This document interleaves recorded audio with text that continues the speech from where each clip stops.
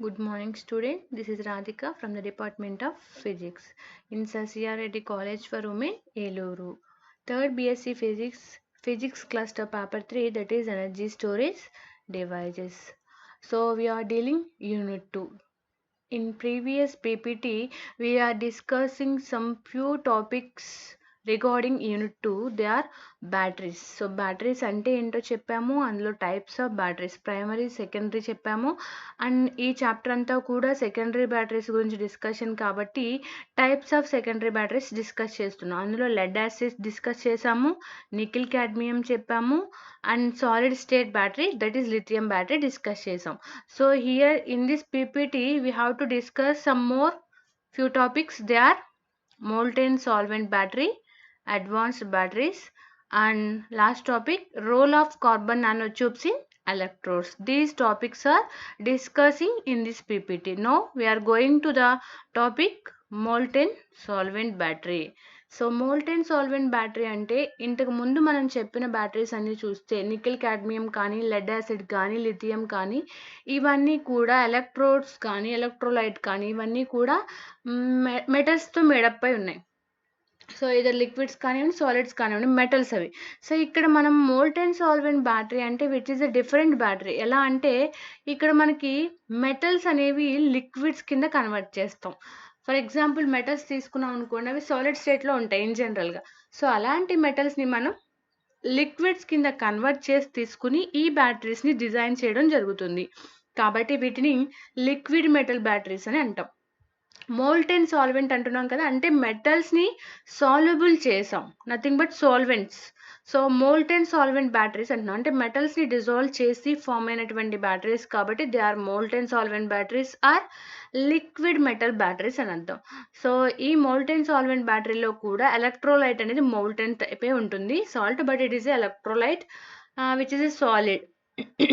Now next ఎందుకు ఈ బ్యాటరీని ప్రిఫర్ చేస్తున్నాము అంటే యాక్చువల్గా బ్యాటరీస్ అన్నిటిలోనూ మనకు కావాల్సిన అడ్వాంటేజ్ ఏంటి అంటే a battery which has a high energy density and power density. ఎనర్జీని ఎక్కువ గెయిన్ చేసుకోవాలి, అలాగే మనకి అవుట్పుట్ పవర్ కూడా ఎక్కువ ఇవ్వాలి. So it offers both high energy density and power density. So ఈ బ్యాటరీ కూడా మనకి హై ఎనర్జీ డెన్సిటీని, పవర్ డెన్సిటీని ప్రొడ్యూస్ చేస్తుంది. ఇన్ జనరల్గా టిపికల్ బ్యాటరీస్ అన్నీ కూడా సాలిడ్ స్టేట్ అనేసరికి ఏం చెప్పాము, 2 ఎలక్ట్రోడ్స్, ఎలక్ట్రోలైట్ 3 కూడా సాలిడ్ మెటీరియల్తో మేడైపోయింది. బట్ ఇక్కడ మనకి ఈ కేసులో చూస్తే మోల్టెన్ సాల్వెంట్లో క్యాథోడ్, యానోడ్ ఇవన్నీ కూడా లిక్విడ్ మెటల్స్తో మేడప్ చేసి ఉంటాయి. So the best example of sodium sulphur is the best example for molten solvent battery. So molten అంటే మెటల్స్ని లిక్విడ్ కింద కన్వర్ట్ చేసి తీసుకుంటాము. ఇందులో కూడా high energy density, power density రెండూ కూడా ప్రొడ్యూస్ అవుతున్నాయి. And next the best example వచ్చి ఏం చెప్తున్నాం, sodium sulphur. So sodium sulphur గురించి చదివితే that is the best example for molten solvent అంటున్నాం. సో మోల్టెన్ సాల్వెంట్లో ఎగ్జాంపుల్ సోడియం సల్ఫర్ కాబట్టి we have to discuss the battery sodium sulphur. So ఈ sodium sulphur రెండు కూడా ఎటువంటి type of metals, solid state of metals. In జనరల్గా sodium and sulphur these 2 are metals. So ఇప్పుడు ఈ మెటల్స్ని మనం లిక్విడ్ కింద కన్వర్ట్ చేసి 2 ఎలక్ట్రోడ్స్ కింద తీసుకుంటున్నాం. So sodium sulphur battery is a type of molten solvent battery. In this the anode or the cathode is a liquid sulphur. So సల్ఫర్ని ఎలా తీసుకుంటున్నాము, క్యాథోడ్ కింద డిజైన్ చేసాం. And the liquid sodium acts as a anode. So ఈ సోడియంని ఎలా తీసుకుంటున్నాం, anode కింద తీసుకుంటున్నాం. రెండు కూడా లిక్విడ్సే. సో మెటల్ని లిక్విడ్ కింద కన్వర్ట్ చేసి క్యాథోడ్, యానోడ్ అని 2 ఎలక్ట్రాన్స్ కింద వాటిని డిజైన్ చేసాం. సో ఇక్కడ ఇంకొకటి ఉండే ఫ్యాక్టర్ ఏంటి అంటే which is an electrolyte. So ఇక్కడ ఉన్న ఎలక్ట్రోలైట్ ఏంటి అంటే beta aluminium silicons ceramics. So beta aluminium ceramics కూడా ఒక మోల్టెన్ సాల్వెంట్ నుంచి తీసుకుందే which is a solid.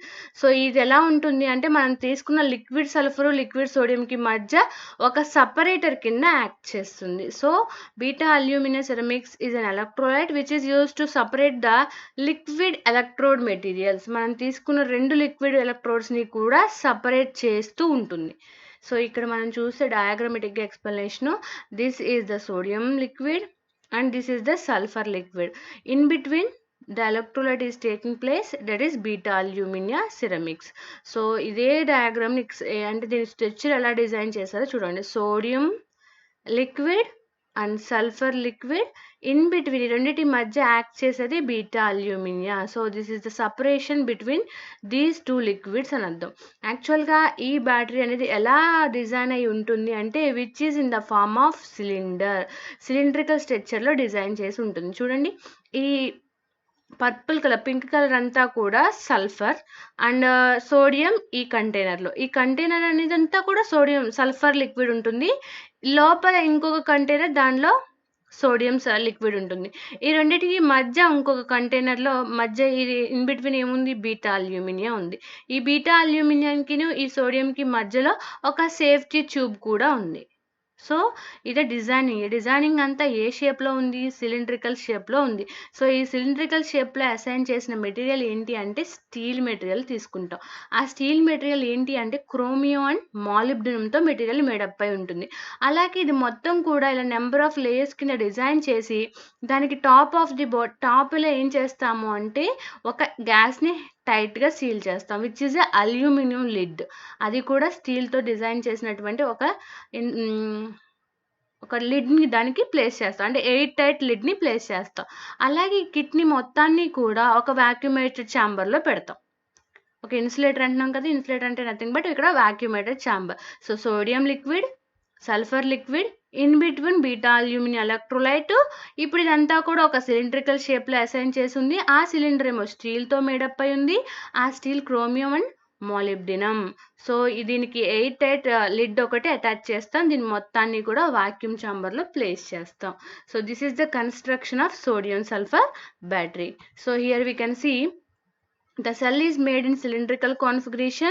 The entire cell is enclosed in a steel casting that is protected, which is made by chromium and molybdenum. So మనం మొత్తం కూడా cell అనేది ఒక cylindrical కాన్ఫిగరేషన్లో assign చేసాము. అది స్టీల్ మెటీరియల్తో మేడప్ చేసాం for the protection. And A material అంటున్నాం, అది chromium and molybdenum. So in జనరల్గా సల్ఫర్ ఉంది కదమ్మా, ఈ సల్ఫర్ అనేది ఏంటి అంటే which is a poor conductor. So poor electrical conductor అంటున్నాము అంటే అది ఎలక్ట్రికల్ అంటే ఎలక్ట్రాన్స్ని ఫ్లో చేయడానికి చాలా లెస్ ఎలక్ట్రాన్స్ని ఫ్లో చేయగలుగుతుంది. సో అలాంటి సల్ఫర్కి మనం దానిలో ఒక కరెంట్ కలెక్టర్ని కనుక యాడ్ చేస్తే, అంటే మీకు ఎలా చెప్పాలంటే అది హైలీ రియాక్టివ్ మెటల్ని కనుక యాక్ట్ చేస్తే అప్పుడు అది గుడ్ కండక్టర్ కింద యాక్ట్ చేస్తుంది. సో అందుకే మనం ఏం చేస్తాము అంటే కార్బన్ని గ్రాఫైట్ స్ట్రక్చర్లో డిజైన్ చేసి which is immersed in the sulphur. So యాక్చువల్గా సల్ఫర్ అనేది పూర్ కండక్టర్ కాబట్టి దానికి అడిషనల్గా ఒక కండక్టర్ని యాడ్ చేస్తాం. ఏంటి ఆ కండక్టర్ అంటే కార్బన్ని డైరెక్ట్గా చేయకుండా ఏ షేప్లో చేసాం, గ్రాఫైట్ స్ట్రక్చర్లో డిజైన్ చేసి దాన్ని సల్ఫర్లో ఇమ్మర్స్ చేసాం. సో అలా ఇమ్మర్స్ చేయడం వల్ల ఏమవుతుందంటే సల్ఫర్ అనేది ఒక గుడ్ కండక్టర్ కింద యాక్ట్ చేస్తుంది. సో అలాగే కార్బన్ అనేది పాజిటివ్ కాబట్టి అప్పుడు ఆ సల్ఫర్ అనేది ఏ ఎలక్ట్రోడ్ కింద యాక్ట్ చేస్తుంది అంటే ఖచ్చితంగా పాజిటివ్ ఎలక్ట్రోడ్ కింద యాక్ట్ చేస్తుంది. సో ద కంటైనర్ని ఏం చేసాం టాప్లో అంటే ఎయిర్ టైట్ అల్యూమినియం లిడ్తో మనం దాన్ని టైట్గా క్లోజ్ చేసాం. అలాగే ఇక్కడ ఇది కన్స్ట్రక్షన్ ఆఫ్ సోడియం సల్ఫర్ చెప్పాక, సిలిండ్రికల్ షేపు, అందులో సోడియం సల్ఫర్, దాని ఆ రెండింటికి మధ్యలో అల్యూమినియం బేస్, ఆ మూడు కూడా ఉంటాయి. ఇప్పుడు సల్ఫర్ అనేది వెరీ పూర్ కండక్టర్ అవడం వల్ల దానిలో కార్బన్ని మనం ఇమ్మర్స్ చేయడం జరిగింది. దానివల్ల దాని యొక్క కండక్టివిటీ పెరిగింది. ఇప్పుడు ఇది మొత్తాన్ని ఒక సిలిండ్రికల్ షేప్లో పెట్టి దానిపైన ఎయిర్ టైట్ సీలింగ్ చేసేసాం. This is the construction. So ఇప్పుడు మనం చేసిన ఈ కన్స్ట్రక్షన్లో ద మెయిన్ ప్రజెన్స్ ఇంపార్టెంట్ ఏంటి అంటే aluminium solid electrolyte. So aluminium solid ఎలక్ట్రోలైట్ని beta aluminium solid electrolyte base అని పిలుస్తున్నాం. మరి ఇది ఏం చేస్తుంది అంటే selectively conduct sodium ions. So అంటే సోడియం అయాన్స్ని మనకి సల్ఫర్ వరకు సెలెక్టివ్గా పంపించడం జరుగుతుంది. So this is the main diagram of sodium sulphur. ఇది చూడండి, సోడియం ఇది సల్ఫర్, ఈ ఇన్ బిట్వీన్ ఉన్న వైట్ లేయరే బీటా అల్యూమినియం లేయర్. సో ఇదన్నీ కూడా ఏంటి అంటే నెంబర్ ఆఫ్ కంపార్ట్మెంట్ల కింద బ్లాక్స్ కింద అరేంజ్ చేసాం. ఇలా బ్లాక్స్ కింద ఉన్నప్పుడు ఏమవుతుంది అంటే హీట్ అనేది కన్జర్వ్ అవుతుంది. ఎందుకు హీట్ కన్జర్వ్ అవ్వాలి అంటే యాక్చువల్గా ఈ బ్యాటరీ అనేది వర్కౌట్ అవ్వాలి అంటే, వర్క్ చేయాలి అంటే which is operated at a temperature very high, that is 300 to 400 degree centigrade. So మనకి ఈ బ్యాటరీ వర్క్ అవ్వాలి అంటే హై టెంపరేచర్ దగ్గర మాత్రమే జరుగుతుంది. ఇంత హై టెంపరేచరు 300 నుంచి 400. మరి ఆ టెంపరేచర్ ఉండాలి అంటే అది అలా మెయింటైన్ అవ్వాలి కదా! మెయింటైన్ అవ్వడం కోసం ఈ లోపల నెంబర్ ఆఫ్ బ్లాక్స్ కింద ఇలా అరేంజ్ చేసాం. సో అరేంజ్ చేసిన దాన్ని మొత్తాన్ని కూడా ఒక వాక్యూమేటెడ్ ఛాంబర్‌లో కూడా ప్లేస్ చేసాం. వాక్యూమేటెడ్ ఛాంబర్ అంటే ఏంటి? అక్కడ ఎటువంటి మీడియము లేదు. సో కంప్లీట్‌గా ఖాళీగా ఉంది. అప్పుడు ఏమవుతుంది? హీట్ అనేది ట్రాన్స్‌ఫర్ అవ్వదు కదా! అప్పుడు ఆ కంటైనర్‌లో ఉన్నటువంటి హీట్ అనేది కన్జర్వ్‌గా ఉంటుంది. సో అలా కాన్స్టెంట్‌గా ఉండడం వల్ల ఆ బ్యాటరీ అనేది ఆపరేట్ అవ్వడం జరుగుతుంది. This is the construction of sodium sulphur battery. మరి డిశ్చార్జింగ్ అండ్ ఛార్జింగ్ ఎలా జరుగుతుంది ఈ బ్యాటరీలో అంటే చూడండి.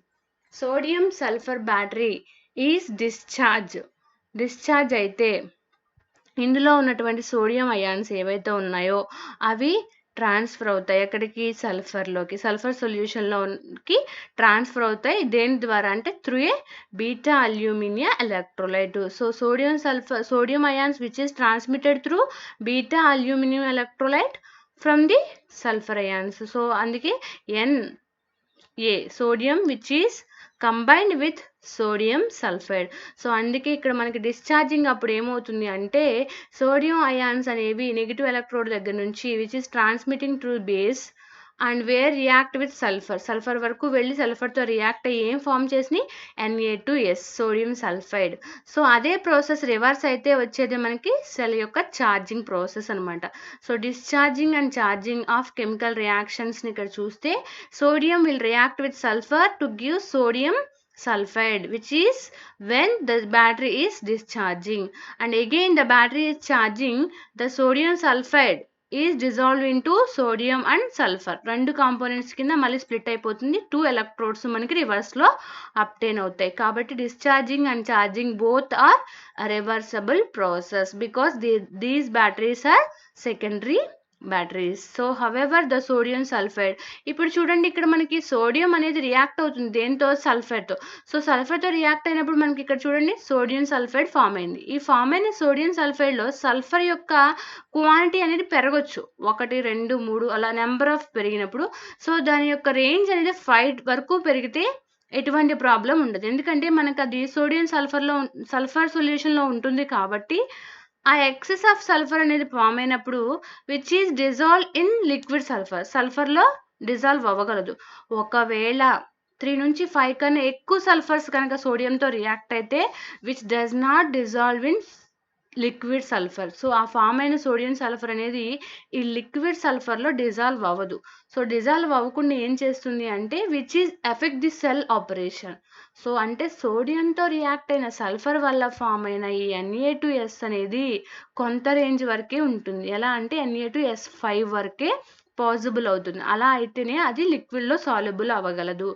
ఒకవేళ ఆ రేంజ్ని కనుక క్రాస్ చేసింది, if they cross the range then the forming factor which is effect the cell operation. ఆ ఫామ్ అయిన ఫ్యాక్టర్ వల్ల సెల్ ఆపరేషన్ అనేది డ్యామేజ్ అవుతుంది. సో అందుకే మనం దాన్ని ఏం చేయాలి? అప్పుడు సపరేట్గా తీసుకొచ్చేయాలి. This is the one of the phenomena. So అంటే ఎక్సెస్ ఆఫ్ సల్ఫర్ కనుక ఉంటే which is separate from the battery, otherwise it effect the cell operation. So ఆ బ్యాటరీలో నుంచి వచ్చేటువంటి వోల్టేజ్ ఎంత అంటే మనకి 2 voltsని ప్రొడ్యూస్ చేయగలుగుతుంది. మరి స్పెసిఫిక్ ఎనర్జీస్ ఎంత ఉంటాయి అంటే 200 నుంచి 300 Watt/kg ఉంటుంది. సో మరి స్పెసిఫిక్ ఎనర్జీ రేంజ్ అంత ఉంది కాబట్టి ఆ ఎనర్జీ డెన్సిటీ అంటే ఒక యూనిట్ ఏరియాలో ఉన్నటువంటి ఎనర్జీ ఎంత ఉంటుంది అంటే ఈ బ్యాటరీలో 150 నుంచి 250 kWh/minute ఉంటుంది. సో యాక్చువల్గా దీనికి ఉన్న ఇంకొక అడ్వాంటేజ్ ఏంటి అంటే ఇట్ హ్యాస్ జీరో డిశ్చార్జ్ అంటున్నాము అంటే డిశ్చార్జ్ అవ్వట్లేదు అని అర్థం. సో ఇప్పుడు 2 volts ఉంది, ఇట్ హ్యాస్ జీరో డిశ్చార్జ్ అంటున్నాం. జీరో డిశ్చార్జ్ అంటే అది డిశ్చార్జ్ అవ్వట్లేదు అంటే they have excellent charge retention అని అర్థం. ఛార్జ్ రిటెన్షన్ అంటే ఏంటి అంటే the charge will be remains in that battery అని అర్థం. సో ఛార్జ్ అది ఏం చేస్తుంది? దానిలో అలా ఉంచుకోగలుగుతుంది అంటే అర్థం ఏంటి? జీరో డిశ్చార్జ్ అవుతుంది. సో 2 volts ఉంది అంటే చాలా తక్కువ అమౌంట్ ఆఫ్ డిశ్చార్జింగ్ని మాత్రమే ప్రొడ్యూస్ చేయగలదు. సో తక్కువ ప్రొడ్యూస్ అవుతుంది అంటే మళ్ళీ అగైన్ ఛార్జ్ అవ్వడం కూడా తొందరగా అయిపోద్ది. కాబట్టి it has recharge efficiency nearly 85%. అంటే దీనికి జీరో డిశ్చార్జ్ ఉండడం వల్ల ఎక్సలెంట్ ఛార్జ్ రిటెన్షన్ ప్రొడ్యూస్ అవుతుంది. అంటే ఛార్జ్‌ని దానిలో ఎన్వలప్ చేసుకోగలుగుతుంది. రిమైనింగ్ ఉంచుకోగలుగుతుంది. అలా ఉంచుకోవడం వల్ల ఇప్పుడు ఫర్ సపోజ్ చూడండి, జీరో బ్యాటరీ వచ్చేసిన దానికిను 50% బ్యాటరీకి వచ్చిన దానికి ఛార్జింగ్ తొందరగా ఏదవుతుంది మనకి 50%. అంటే అక్కడ డిశ్చార్జ్ అవ్వడం స్లోగా అయింది కాబట్టి ఛార్జ్ అవ్వడం స్పీడ్‌గా అవుతుంది. అందుకే దీనికి రీచార్జ్ ఎఫిషియన్సీ అనేది చాలా ఎక్కువగా ఉంటుంది.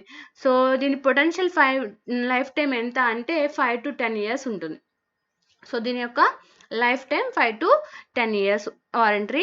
సో, ఒకవేళ ఈ బ్యాటరీని మనం రన్ చేయడానికి ఎంత అమౌంట్ ఆఫ్ హీట్ కావాలి? 300 డిగ్రీ సెంటీగ్రేడ్ నుంచి 400 కావాలి.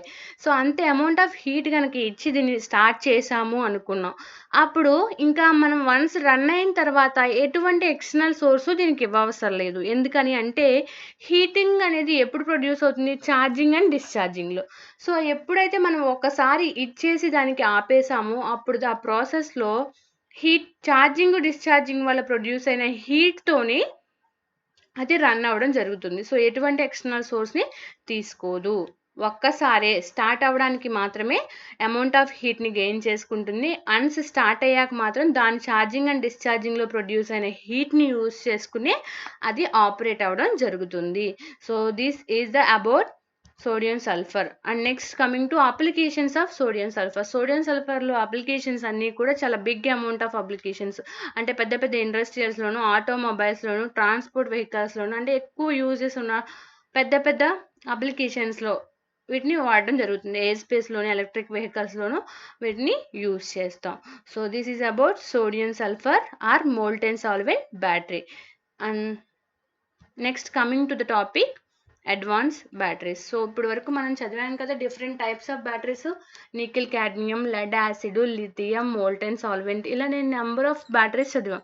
సో, అన్నీ కూడా ఏం చెప్తున్నాము అంటే మెటల్స్, 2 ఎలక్ట్రోడ్స్, 1 ఎలక్ట్రోలైట్, దానికి high energy density, power density ఇలా చెప్తున్నాం. సో, ఇప్పుడు అడ్వాన్స్డ్ బ్యాటరీస్ అంటే ఏం చెప్పొచ్చు? మనం చూసిన బ్యాటరీస్‌లో ఏవైతే డిసడ్వాంటేజెస్ ఉన్నాయో వాటిని మనం ఓవర్‌కమ్ చేస్తూ కొత్త ఫీచర్స్‌తో, కొత్త క్యారెక్టరిస్టిక్స్ అవి కూడా వితిన్ ది లెస్సర్ కాస్ట్ ఆటిలకన్నా తక్కువ కాస్ట్‌తో ఎక్కువ క్యారెక్టరిస్టిక్స్ వచ్చేలాగా మనం డిజైన్ చేసుకుంటే వాటినే కదా అడ్వాన్స్డ్ అంటాం.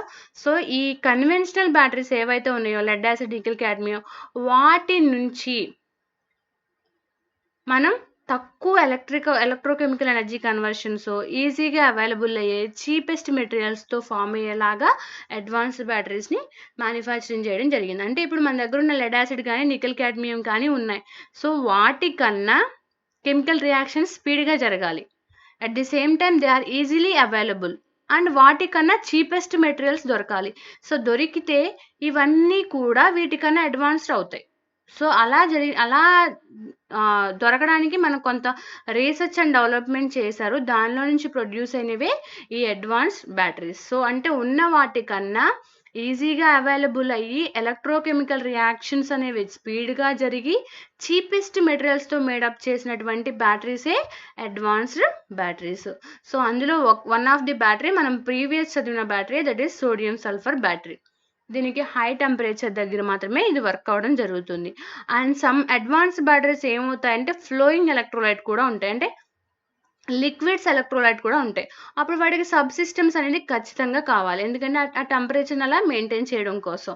And some of the advanced batteries చాలా పెద్ద సైజులో ఉంటాయి. లార్జ్ ఇప్పుడు ఎలక్ట్రోలైట్ సాలిడ్ లిక్విడ్ అనుకోండి, ఆ బ్యాటరీ అనేది చాలా బిగ్గెస్ట్ సైజులో ఎగ్జిస్ట్ అయి ఉంటది లిక్విడ్స్‌తో ఉంటే.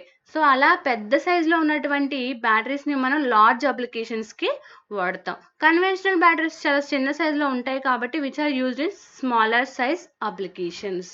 సో, ఈ అడ్వాన్స్డ్ బ్యాటరీస్‌లో కొన్ని ఎగ్జాంపుల్స్‌ని ఇక్కడ మనం తీసుకొని చదవడం జరిగింది. వాటిలో ఫ్యూ ఆఫ్ ది ఎగ్జాంపుల్స్ వచ్చి sodium sulphur, zinc chloride, zinc bromide, zinc silver and zinc nickel. ఈ 5 టైప్స్ ఆఫ్ అడ్వాన్స్డ్ బ్యాటరీస్‌ని ఇక్కడ షార్ట్‌గా, బ్రీఫ్‌గా చెప్పడం జరిగింది. చూడండి. So, first one sodium sulphur battery. Sodium sulphur battery అంటే అసలు ఈ బ్యాటరీ డిజైనింగ్‌కి ఏం కావాలి? 2 ఎలక్ట్రోడ్స్, 1 ఎలక్ట్రోలైట్. ఆ బ్యాటరీ యొక్క ఛార్జ్ ఎంత? వోల్టేజ్ ఎంత? అది ఆపరేట్ అయ్యే టెంపరేచర్ ఎంత? దాని ఎఫిషియన్సీ ఎంత? అనేది ఇక్కడ డిస్కస్ చేస్తున్నాను చూడండి. సో, యానోడ్ అనేది ఏ మెటీరియల్‌తో మేడప్ అయి ఉందంటే లిక్విడ్ సోడియంతో మేడప్ అయి ఉంది. క్యాథోడ్ అనేది లిక్విడ్ సల్ఫర్తో, ఎలక్ట్రోలైట్ అనేది అల్యూమినియం ఆక్సైడ్తో. సో సెల్ యొక్క వోల్టేజ్ ఎంత అంటే 2.1 వోల్టేజ్. మరి ఆపరేటింగ్ టెంపరేచర్ ఎంత ఉండాలి ఈ బ్యాటరీ వర్క్ అవ్వడానికంటే 300 నుంచి 400 ఉండాలి. So it has a high energy density and efficiency is 85% and it has a long life cycle. So ఇవన్నీ కూడా ఈ సోడియం సల్ఫర్కి సంబంధించిన ఫీచర్స్. సో మరి కెమికల్ రియాక్షన్స్ అంటే ఛార్జింగ్ అండ్ డిశ్చార్జింగ్ అప్పుడు దాని కెమికల్ రియాక్షన్స్ ఎలా ఉంటాయో చూడండి. Sodium will react with sulphur farming sodium sulphide when the cell is discharged. Again sodium sulfide is dissolve into sodium and sulfide when the cell is charged. So ఇది reversible process. ఇదిగోండి this is the battery of sodium sulfur battery. Okay, and next zinc chloride. So zinc chloride ఎలా construct చేస్తాము అంటే anode is made up of zinc, cathode is made up of chloride and electrolyte is a zinc chloride. So ఈ మూడు కూడా main parts. ఈ బ్యాటరీలో నుంచి వచ్చేటువంటి output voltage ఎంత అంటే 2.1 volts. సో ఆపరేటింగ్ టెంపరేచర్ దీనికి చాలా తక్కువ ఉంటుంది, that is 20 to 30 degrees centigrades. Energy density will be high. So the chemical reactions when the charging on discharging of battery. So zinc react with chlorine and forming zinc chloride when the cell is discharged. Again the zinc chloride is dissolved into zinc and chlorine, the battery will be in charging. So this is also a reversible process. So, discharging and charging rendu kuda reversible process le. So this is about battery. And next battery zinc bromide. How to construct an anode which is made up of zinc and a cathode which is made up of bromide and electrolyte which is made up of zinc bromide. So these are the components of zinc bromide battery. So the full charge of battery is 1.8 volts and the operating temperature is 20 to 50 degrees centigrade and it has a high energy density. Now going to the chemical reactions for the charge and discharging is zinc will react with bromine forming zinc bromide when the cell is discharged. Again the reverse process will occurs when the battery will be in charging. అంటే zinc bromide మళ్ళీ zinc కింద bromide కింద split అవ్వడం ఎప్పుడు అవుతుంది అంటే battery అనేది charge అయినప్పుడు. So here the zinc and bromide రెండు కూడా 2 electrodes electrolyte. This is the symbol, battery of zinc bromide. And now going to zinc silver. So zinc silver which is constructed by anode zinc, cathode silver oxide, electrolyte వచ్చి NaOH and KOH, potassium hydroxide or sodium hydroxide. So cell యొక్క charging ఎంత అంటే 1.6 volts and it has a higher energy density, that is 100 watt-hour per kg. Now coming to chemical reaction, here the zinc will react with silver oxide to forming zinc oxide and silver when the cell is discharge అయినప్పుడు ఇలా form అవుతుంది. And the reversible process will be occur when the cell is charging. So ఇది మళ్ళీ original పొజిషన్కి ఎప్పుడు వస్తుంది అంటే charge అయినప్పుడు. This is the diagram for zinc silver battery. And next zinc nickel which is constructed by an anode is made up of zinc and a cathode is made up of nickel oxide and the electrolyte is hydroxyl or alkaline. అంటే అర్థం NaOH కానీ KOH కానీ alkaline solutions అని అర్థం. So the cell full charging voltage is 1.6 volts and the energy density is 100 watt-hour per kg. Now the chemical reaction for charge and discharging is, here the zinc will react with nickel oxide to forming zinc oxide and nickel when the cell is discharging. Again the reversible process will be occurs when the battery will be in charging. So ఈ zinc oxide and nickel రెండు కూడా మళ్ళీ original పొజిషన్కి ఎప్పుడు వస్తాయి అంటే battery అనేది charge అయినప్పుడు. So discharging and charging are reversible process. This is the diagram for nickel zinc nickel battery. Electrode and anode and cathode and electrolyte అనేది ఇక్కడ మనకి KOH అవ్వచ్చు, NaOH అవ్వచ్చు. సో ఇక్కడ ఏం తీసుకున్నా చూడండి, KOHని ఎలక్ట్రోలైట్ కింద తీసుకున్నాం. So next coming to the topic role of carbon nano tubes in electrodes. So మనం చెప్పుకున్నదంతా కూడా బ్యాటరీస్ గురించి, సెకండరీ బ్యాటరీస్ అంటే రీఛార్జబుల్ బ్యాటరీస్ గురించి డిస్కస్ చేసాము. ఆ రీఛార్జబుల్ బ్యాటరీస్లో number of type of batteries చెప్పాం, డిఫరెంట్ టైప్స్. సో ఇప్పుడు ఆ బ్యాటరీస్లో మెయిన్ పార్ట్స్ ఏంటి అంటే 2 ఎలక్ట్రోడ్స్, 1 ఎలక్ట్రోలైట్. సో ఇప్పుడు అలాంటి ఎలక్ట్రోడ్స్ అనేవి కార్బన్ నానో ట్యూబ్స్తో మేడప్ చేసి ఉంటే అక్కడ జరిగేటువంటి ఫీచర్స్ ఏంటో డిస్కస్ చేస్తున్నాం. That is the role of carbon nano tubes in electrodes. So carbon nano tubes అంటున్నాం. కార్బన్ అనేది విచ్ ఇస్ ఎ కెమికల్, ఒక కార్బన్ ఆటము, దాన్ని మనం నానో ట్యూబ్స్ కింద కన్వర్ట్ చేస్తున్నాం. నానో అంటే which has very small structure and which has a very high energy density అని అర్థం.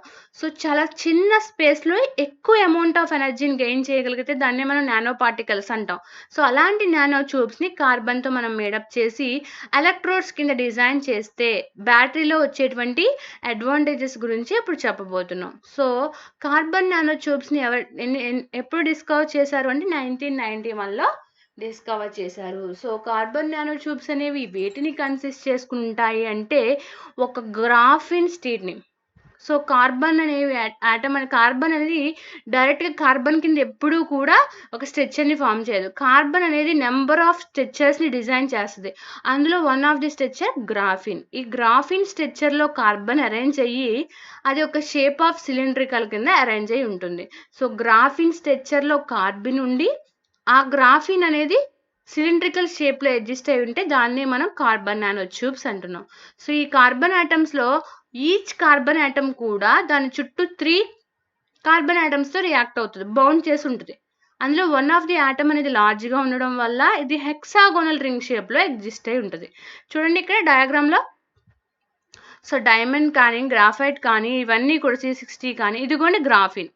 సో గ్రాఫిన్ స్ట్రక్చర్లోనే కదా మనం కార్బన్ ఎగ్జిస్ట్ అయి ఉందన్న. సో గ్రాఫిన్లో చూడండి ఇది ఒక కార్బన్ ఆటమ్. ఇది ఎన్ని కార్బన్ ఆటమ్స్తో లింక్ అయి ఉంది? 1, 2, 3. సో అంటే ఈచ్ కార్బన్ కూడా 3 కార్బన్ ఆటమ్స్తో బౌండ్ అప్ అయి ఉంటుంది. అందులో వన్ ఆఫ్ ది ఆటమ్ అనేది లార్జ్గా ఉండడం వల్ల which is in the shape of hexagonal షేప్లో ఉంది. సో అందుకే గ్రాఫిన్ స్ట్రక్చర్ అనేది ఇలా ఉంది. ఈ గ్రాఫిన్ని మనం ఎలా రోల్ చేసుకున్నాము? ఒక సిలిండ్రికల్ షేప్లో రోల్ చేస్తే nothing but carbon nano tube. ఇది చూడండి అంతా గ్రాఫినే. ఏ షేప్లో ఉంది? సిలిండ్రికల్ షేప్లో. ఇలా గ్రాఫిన్ని సిలిండ్రికల్ షేప్లో అసైన్ చేసుకుని ఉంచితే వచ్చేదే carbon nano tube. So carbon అనేది డైరెక్ట్గా ఉండదు, ఇలా నెంబర్ ఆఫ్ స్ట్రక్చర్స్లో డిజైన్ అయి ఉంటుంది. అందులో గ్రాఫిన్ స్ట్రక్చర్లో డిజైన్ అయి ఉన్నటువంటి తీసుకుంటే మనం సిలిండ్రికల్ షేప్లో దాన్నే మనం కార్బన్ నానో ట్యూబ్ అన్నాం. Okay. And next these carbon nano tubes are of 2 types. 2 categories ఉంటాయి. అందులో single walled and multi walled. So single walled అంటే ఇదిగోండి ఒక లేయర్ ఆఫ్ గ్రాఫిన్ని ఒక లేయర్లో సిలిండ్రికల్ షేప్లో ఉంటే దాన్ని మనం సింగిల్ వాల్డ్ అంటున్నాం. అలాగే ఇక్కడ చూడండి నెంబర్ ఆఫ్ గ్రాఫిన్ లేయర్స్ ఉన్నాయి. మెరూన్, గ్రీన్, బ్లూ ఇలా నెంబర్ ఆఫ్ లేయర్స్ కింద గ్రాఫిన్ స్ట్రక్చర్ అనేది సిలిండ్రికల్ షేప్లో అసైన్ అయి ఉంటే దాన్నే మనం మల్టీ వాల్డ్ అంటున్నాం. సో ఈ 2 రకాలుగా కూడా కార్బన్ నానో ట్యూబ్స్ అనేవి ఎగ్జిస్ట్ అయి ఉంటాయి. సో మరి కార్బన్ నానో ట్యూబ్స్ అనేవి ఎందుకు, ఎలా అంటే చూడండి ఈ కార్బన్ ఆటమ్స్లో ఉన్న ప్రతిదీ కూడా దానికి ఒక పర్టికులర్ లెంత్, డయామీటర్, క్లిస్టరెన్స్ ఇండివిజువల్గా ప్రతిదానికి ఉంటుంది. సో ఈ మెటాలిక్ కార్బన్ నానో ట్యూబ్స్ అనేవి ఎలక్ట్రికల్ కండక్టివిటీని చాలా స్పీడ్గా చేయగలవు. ఎలా అంటే ఇప్పుడు ఒక కాపర్ని తీసుకున్నాం. Copper is a metal. So ఈ కాపర్కి కొంత ఎలక్ట్రికల్ కండక్టివిటీ ఉంటుంది, అవునా? సో కాపర్ మెటల్ కాబట్టి ఇట్ అలౌస్ ఎలక్ట్రాన్ ఫ్లో. ఈ కాపర్ కన్నా కూడా 1000 టైమ్స్ గ్రేటర్గా ఎలక్ట్రిసిటీని ఫ్లో చేయగలుగుతుందంట కార్బన్ నానో ట్యూబ్. అంటే ఒక కార్బన్ ఆటమ్ చేయగలిగితే ఎంత చేయగలదో దానికి 1000 టైమ్స్ ఆఫ్ ఎలక్ట్రిసిటీని ఒక కార్బన్ నానో ట్యూబ్ ఫ్లో చేయగలదు. అంటే 1000 coppers equal to 1 carbon nano tube అనమాట. అంటే అంత హెవీ ఎలక్ట్రిసిటీ అనేది ఫ్లో చేయగలుగుతుంది. సో అంటే ఎక్కువ ఎలక్ట్రాన్స్ అనేది ఫ్లో చేయగలుగుతుంది కాబట్టి ఎలక్ట్రిసిటీ అనేది ఎక్కువ కండక్ట్ అవడానికి ఛాన్స్ ఉంది. సో ఇదంతా ఎప్పుడు ఉంటుంది అంటే ఈ కార్బన్ నానో ట్యూబ్స్ అనేవి మనం ఆ ఎలక్ట్రోడ్స్కి కోటింగ్ ఇచ్చినప్పుడు. సో, అందుకే కార్బన్ నానో ట్యూబ్స్ అనేవి ఎక్కువ ఎలక్ట్రికల్ కండక్టివిటీని కలిగి ఉంటాయి కాబట్టి, మనకి ఎక్కడైతే ఎలక్ట్రికల్ కాంపోనెంట్స్ అప్లికేషన్స్ ఉన్నాయో, అక్కడంతా కూడా ఈ కార్బన్ నానో ట్యూబ్‌ని వాడడం జరుగుతుంది. సో, బేసిక్ ప్రాబ్లమ్ ఏంటి అంటే, ఇప్పుడు యాక్చువల్‌గా మనం చదివిన బ్యాటరీస్ అన్నీ ఉన్నాయి. Previous batteries, electrochemical batteries. వాటన్నిటికి కొన్ని డిసడ్వాంటేజెస్, ప్రాబ్లమ్స్ ఉన్నాయి. ఏంటి అవి అంటే, they have certain limited time. అలాగే మనం లిక్విడ్ ఎలక్ట్రోలైట్ కానీ, ఎలక్ట్రోడ్స్ కానీ తీసుకుంటే కొన్ని ఇయర్స్ అయ్యేసరికి ఏమవుతుంది? లీకేజ్ ప్రాబ్లమ్ వస్తుంది. అలాగే ఎన్విరాన్మెంటల్ కాన్సిక్వెన్సెస్ కూడా ఉంటాయి. ఎన్విరాన్మెంటల్ కాన్సిక్వెన్సెస్ అంటే ఏంటి అంటే, ఇప్పుడు ఒక బ్యాటరీకి ఎలక్ట్రోడ్, ఎలక్ట్రోలైట్ 2 ఉంటాయి. So, 2 different materials. For example electrode అనేది లిక్విడ్, ఎలక్ట్రోడ్ అనేది సాలిడ్, ఎలక్ట్రోలైట్ అనేది లిక్విడ్ అనుకుందాం. అవి 2 కాంటాక్ట్‌లో ఉన్నాయి అనుకోండి. అప్పుడు మనం బ్యాటరీని యూజ్ చేసినా, చేయకపోయినా కూడా అవి 2 కూడా కొంత కెమికల్ రియాక్షన్‌ని చేస్తాయి. చేయడం వల్ల ఎనర్జీ అనేది లాస్ అవుతుంది. సో, అంటే బ్యాటరీని మనం యూజ్ చేయనప్పుడు కూడా ఆటోమేటిక్‌గా ఏమవుతుంది? బ్యాటరీ లాస్ అనేది జరుగుతుంది. దాన్ని ఎన్విరాన్మెంటల్ కాన్సిక్వెన్స్ అంటారు. సో, వీటన్నిటిని మనం ఓవర్‌కమ్ చేయడం కోసం కార్బన్ నానో ట్యూబ్స్‌ని యానోడ్స్ కింద డిజైన్ చేయాలి. ఇప్పుడు లిథియం బ్యాటరీ ఉందనుకోండి, దానిలో లిథియం యానోడ్ కదా! ఇప్పుడు దానికి కార్బన్ నానో ట్యూబ్ కోటింగ్ కూడా ఇస్తే, అప్పుడు ఆ యానోడ్ యొక్క డిజైనింగ్‌ని, పెర్ఫార్మెన్స్‌ని మనం ఇంప్రూవ్ చేసిన వాళ్ళం అవుతాం. So, by using these carbon anodes in batteries to offering following benefits అన్నాం. ఏమేం బెనిఫిట్స్ వస్తాయి? అలా యానోడ్ కింద డిజైన్ చేయడం వల్ల అంటే, to increasing the available power from the battery. So, మనం ఆ కార్బన్ నానో ట్యూబ్స్‌ని ఎలక్ట్రోడ్స్ కింద వాడడం వల్ల అవుట్‌పుట్ పవర్ ఎక్కువ వస్తుంది. ఇంక్రీజ్ చేసుకోగలం. అలాగే to decreasing the time required to recharge a battery. So, battery recharge అవ్వడానికి టైమ్‌ని డిక్రీజ్ చేయొచ్చు. అంటే పవర్‌ని ఎక్కువ రిలీజ్ చేస్తుంది. అలాగే రీచార్జ్ కూడా చాలా స్పీడ్‌గా అవుతుంది. ఎందుకని? కార్బన్ అనేది which is a very good conductivity, electrical conductivity. కాబట్టి తొందరగా యాక్సెప్ట్ చేసేస్తుంది కాబట్టి ఛార్జ్ అవ్వడానికి తక్కువ టైం తీసుకుంటుంది.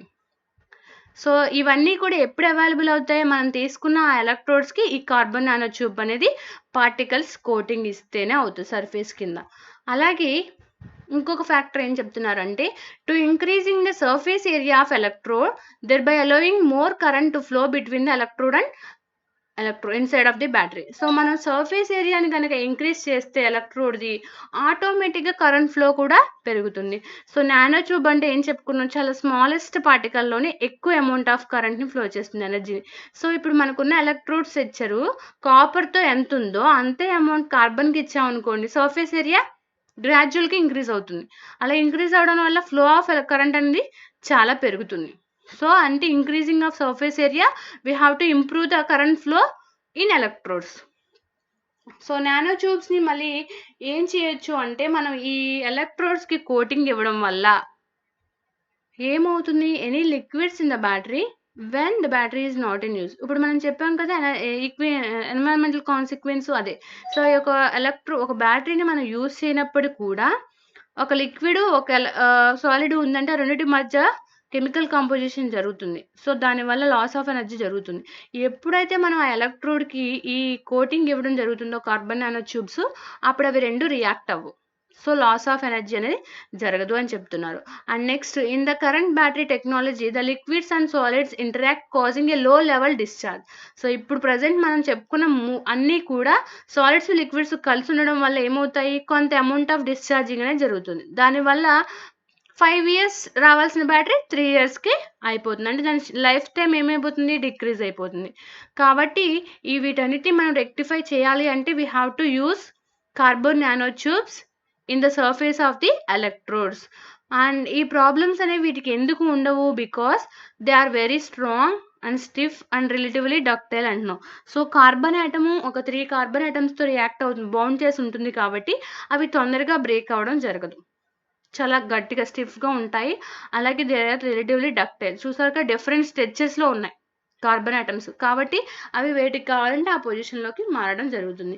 సో, ఈ ఫ్యాక్టర్స్ అన్నిటిని దృష్టిలో పెట్టుకొని మనం ఎలక్ట్రోడ్స్‌కి కార్బన్ నానో ట్యూబ్స్‌తో గనక డిజైన్ చేస్తే we have to improve the anode performance and automatically electrical కండక్టివిటీని కూడా ఇంప్రూవ్ చేయొచ్చు. లీకేజ్ ప్రాబ్లమ్‌ని ఓవర్‌కమ్ చేయొచ్చు. ఒక బ్యాటరీ యొక్క సెల్ఫ్ లైఫ్ టైమ్‌ని కూడా ఇంక్రీజ్ చేయొచ్చు. సో, ఇలా మనం నంబర్ ఆఫ్ బెనిఫిట్స్‌ని పొందొచ్చు. సో అందుకే role of carbon nano tubes అనేవి చాలా చాలా ఇంపార్టెంట్.